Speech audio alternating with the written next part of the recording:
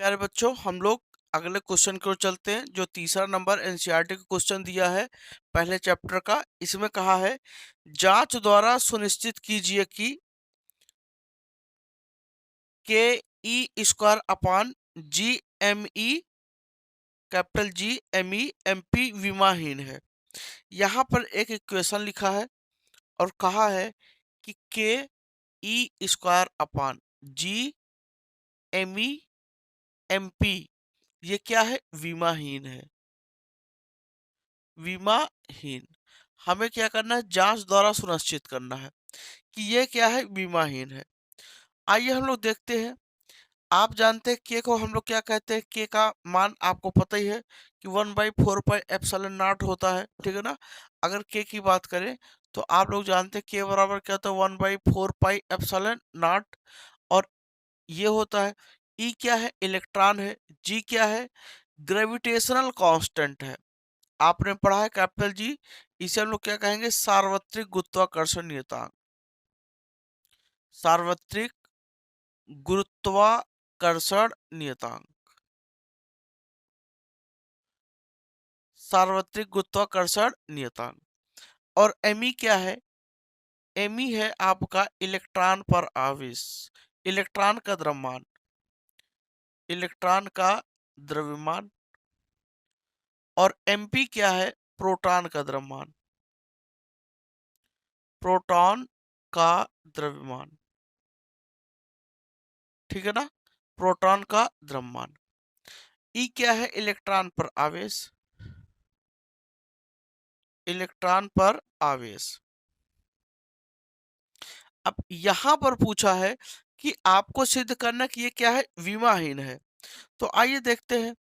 अगर यहाँ पर हम के का मात्रक देखें तो मात्रक द्वारा हम देखते हैं। विमाहीन अगर चेक करना है तो देखिए, विमाहीन अगर हम क्या करते हैं, इनका मात्रक रखते हैं। अगर इनका मात्रक कुछ नहीं आता है, जीरो हो जाता है, तो वो क्या होगा? विमाहीन होगा। विमाहीन वही राशि होते हैं जिनके मात्रक नहीं होते।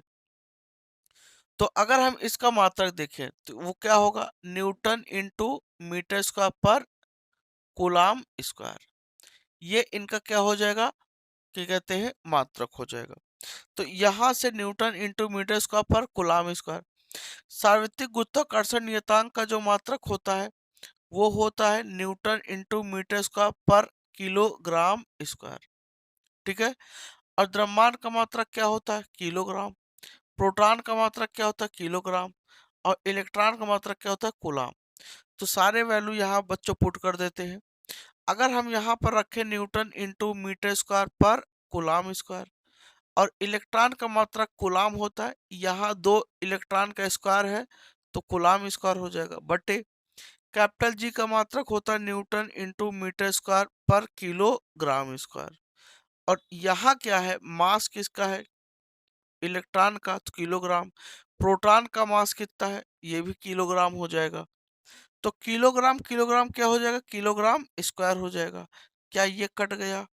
न्यूटन इंटू मीटर स्क्वायर ये भी कट गया। कूलाम से स्क्वायर से कूलाम स्क्वायर कट गया। तो ओवरऑल बच्चों क्या आ गया? जीरो। इसका मतलब कि इसका मतलब होता है यूनिटलेस। क्या आ गया? यूनिटलेस, ठीक है ना। इसे हम लोग क्या कहेंगे बच्चों? मात्रकहीन कहेंगे। यूनिटलेस, मात्रकहीन। अगर मात्रकहीन है तो हम इसे क्या कहेंगे? डायमेंशनलेस कहेंगे। डायमेंशनलेस, जिसे हम लोग बच्चों क्या कहेंगे? विमाहीन। तो सिद्ध हो गया कि ये क्या है? ये जो रेशियो दिया हुआ है ये क्या है? विमाहीन है, ठीक है ना। अब यहाँ पर एक बात क्या कहा है कि भौतिक नियतांकों की सारणी देखकर इस अनुपात का मान ज्ञात कीजिए। भौतिक नियतांकों की सारणी देखना है तो अगर हम सारणी देखें तो के का जो मान होता है वो 9 गुणित 10 घात कितना होता है? 9 होता है। न्यूटन इंटू मीटर स्क्वायर पर किलोग्राम स्क्वायर। कैपिटल जी का जो मान होता है 6.67 गुणित 10 घात कितना होता है? -11 न्यूटन इंटू मीटर स्क्वायर पर कूलाम किलोग्राम स्क्वायर होता है, ठीक है। मास ऑफ इलेक्ट्रॉन, इलेक्ट्रॉन का जो मास होता है वो 9.1 गुणित 10 घात माइनस कितना होता है? 31 किलोग्राम। अब यहाँ बच्चों क्या आ जाएगा? Mass of proton, mass of proton. तो ये 1.673 गुणित 10 घात कितना -27 किलोग्राम। और यहाँ पर इलेक्ट्रॉन पे जो चार्ज होता है वो 1.6 गुणित 10 घात कितना हो जाएगा -19 गुलाम हो जाएगा। अब इन सब वैल्यू को बच्चों क्या करते हैं, हम लोग रख देते हैं। इसी इक्वेशन में अगर इन वैल्यू को हम लोग क्या करते हैं बच्चों, रख दें, तो इनका मान क्या हो जाएगा ये हमें देखना है, ठीक है ना, कितना आएगा वैल्यू। तो मेरे प्यारे बच्चों, हम लोग इसमें इसका मान रख देते हैं। अगर मान रखते हैं तो देखिए इक्वेशन क्या है, के ई स्क्वायर इधर रखते हैं, ठीक है ना, यहाँ पर k e square upon G m e m p, और ये वैल्यू रख देते हैं। तो यहाँ से 9 × 10 कितना 9, ई का मान 1.6 गुणित 10 घात -19 गुलाम, स्क्वायर है तो स्क्वायर हो जाएगा बच्चा, बटे जी का मान आपका 6.67 गुणित 10 घात कितना -11, ठीक है, और एमई का मान 9.1 गुणित 10 घात -31, और ये आपका आ जाएगा 1.67 गुणित 10 घात -27, ये आपका। अब यहां से अगर बच्चों आप इसी को सॉल्व करोगे, आप सॉल्व कर लीजिएगा, जो वैल्यू आएगा वो लगभग 2.29 गुणित 10 के घात कितना आ जाएगा 29 आ जाएगा। ये इसका क्या हो जाएगा बच्चों, मान हो जाएगा, ठीक है ना। आप अगर इतने वैल्यू को सॉल्व करेंगे तो ये इसके लगभग में इतना आएगा, ठीक है। तो अब इस सवाल में क्या पूछा है, इसके आगे कहा है, देखिए इसमें कहा था कि जांच द्वारा सुनिश्चित कीजिए कि k e square upon G m e m p विमाहीन है। ये हम लोगों ने देख लिया, विमाहीन है, ठीक है ना, मात्रकहीन है तो विमाहीन है। भौतिक नियतांकों की सारणी देखकर इस अनुपात का मान ज्ञात कीजिए। तो भाई इनका हम सारणी देखकर इसका जो अनुपात का मान है वो हम लोगों ने ज्ञात कर लिया कि इतना आता है। अब यहाँ पर एक बात कहा है कि यह अनुपात क्या दर्शाता है, ठीक है ना, कह रहा है कि यह अनुपात क्या दर्शाता है, हमें ये भी देखना है। तो मेरे प्यारे बच्चों, अगर हम लोग देखें कि ये जो रेशियो है ये किस चीज को दर्शाता है, तो देखो यार बच्चा, यहाँ पर अगर देखिए k e square upon G m e m p, अगर ये वैल्यू है तो हम क्या कर सकते हैं, यहाँ से के ई स्क्वायर अपान हम यहाँ पर आर स्क्वायर क्या कर दे, भाग दे दे। अगर यहाँ पर आपने इसका भाग दिया है तो यहाँ पर भी तो आपको भाग देना पड़ेगा, तो ये दो के दोनों फिर से क्या हो जाएंगे, कैंसिल हो जाएंगे।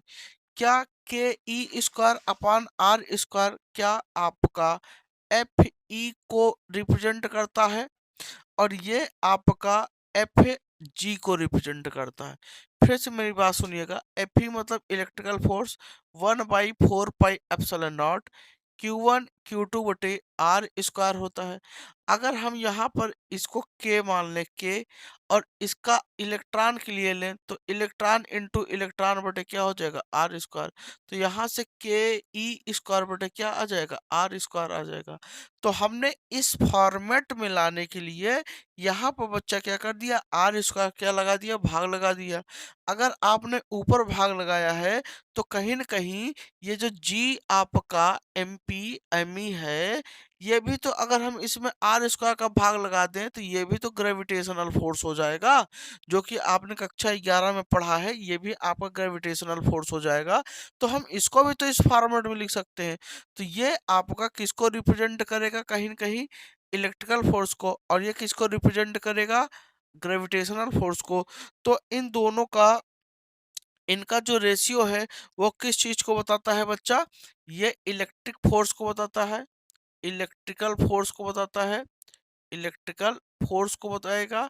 और ये बच्चा किसको बताएगा, ग्रेविटेशनल फोर्स को, किसको बताएगा, ग्रेविटेशनल फोर्स को बताएगा, ठीक है ना बच्चा, ये किसको बताएगा, ग्रेविटेशनल फोर्स को रिप्रेजेंट करेगा।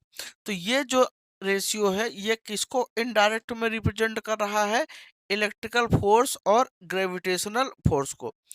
इसका मतलब क्या है कि हम इसको एक चीज ये कह सकते हैं कि अगर निश्चित दूरी पर इलेक्ट्रॉन और प्रोटॉन के बीच लगने वाला वैद्युत बल ग्रेविटेशनल फोर्स से कितना गुना अधिक है, ये हम कह सकते हैं। तो अगर हम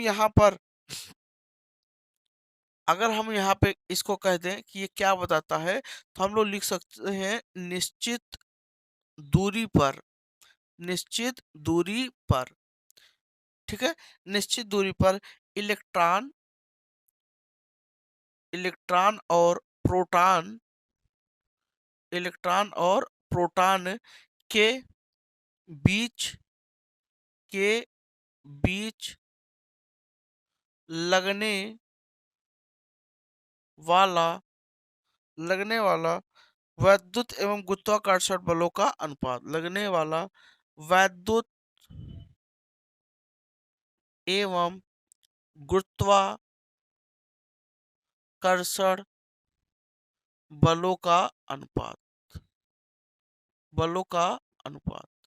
तो ये बच्चा क्या करता है, ये वैद्युत के कहते हैं मतलब इलेक्ट्रॉन और प्रोटॉन के बीच लगने वाले वैद्युत बल और इनके बीच लगने वाले गुरुत्वाकर्षण बलों का क्या बताता है, रेशियो बताता है। कौन? ये जो रिलेशन है ये कहीं ना कहीं इस रूप में जाता है और इस रूप से ये वैल्यू आपको बताने की कोशिश करता है। समझ में आ गया? उम्मीद करता हूँ समझ में आया होगा।